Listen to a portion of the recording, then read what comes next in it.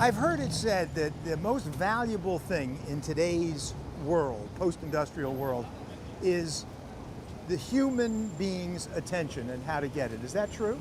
I believe that. Psychology professor Robert Cialdini, marketing maven, art enthusiast, palm reader. I used to be a palm reader, and I learned the trick that they use to make people say they're right almost always. So what was the trick?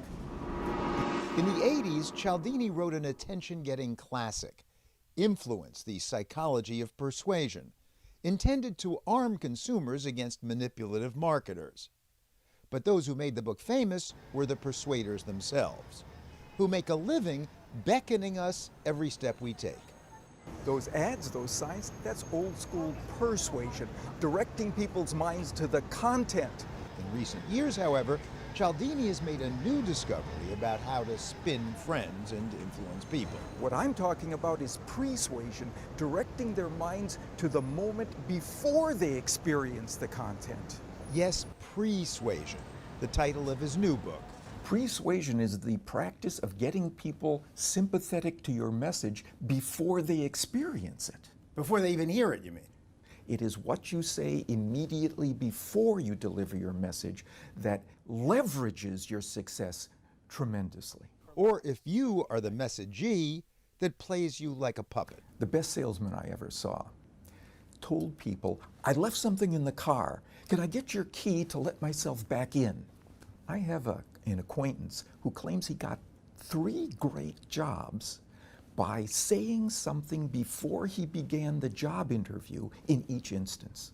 And I have a friend who's a consultant who says he never gets pushback on the price he offers for his services if he says one thing first. And persuasion demonstrably works, as we'll try to demonstrate throughout this story, by prepping the mind for the message subliminally. There's this interesting study. A guy goes to a shopping mall in France, and he tries to get women's phone numbers as they pass various shops so he could call for a date. One of them is a shoe store, and another was a bakery. But in neither of those cases was he very successful. He only got a number 13% of the time. But there was one kind of shop that doubled his success rate when women were passing it, a flower shop. Why? Because flowers put women in the mindset of romance. Not consciously, persuasively, by exploiting a rule of thumb passed down to us by evolution. If we are paying attention to something, it's important. That's how we decide to pay attention. But a communicator can reroute our attention to something that isn't important, but make it seem important as a consequence.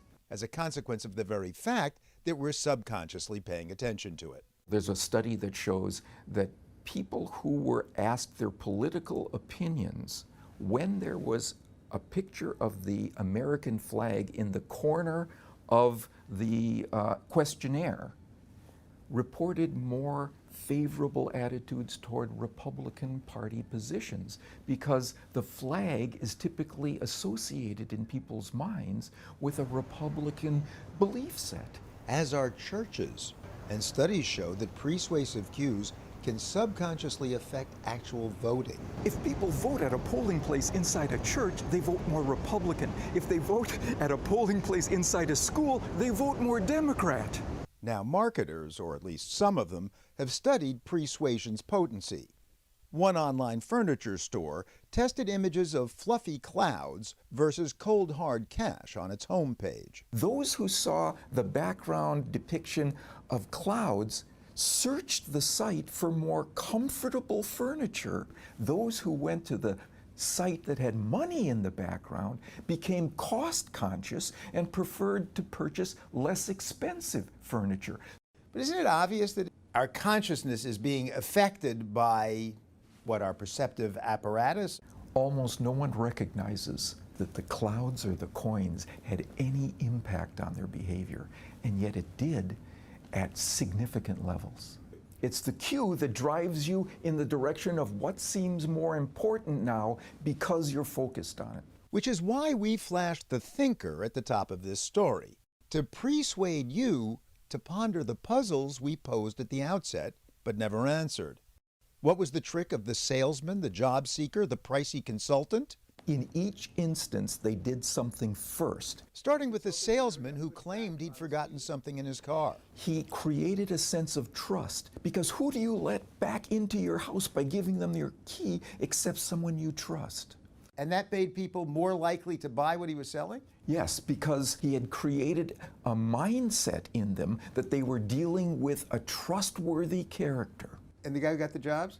Before every interview, he asked the interviewers, "Why did you bring me in today? What was it about my qualifications that made you attracted to my candidacy?" And what does that do? It caused people to start focusing on the positive aspects of his case before they even began discussing it. And the consultant who never got pushed back on his fees? He would show prospects his proposal and his $75,000 fee, and he would say, "As you can tell, I won't be able to charge you $1 million for this."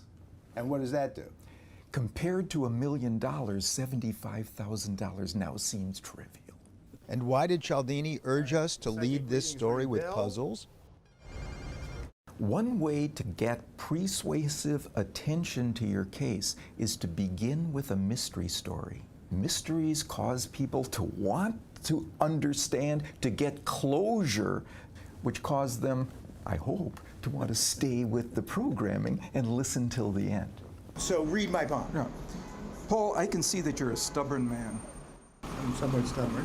What I've done is to send you down a memory track where you would encounter times when you were stubborn, and you would look at me and say, "That's right." And that's the whole deal? No. Suppose I looked at your palm and saw the same thing but said, "You're a very flexible man." Now I've sent you down a memory track where you would encounter times when you were flexible, and you would say to me, "That's right, that's who I am." Well, it might not be quite that histrionic, but I think I would say, yeah, flexible. And I've even done that with a person at a party. Read his palm, told him he was stubborn at the beginning, told him that he was a flexible guy at the end, and he said, "You're right," both times.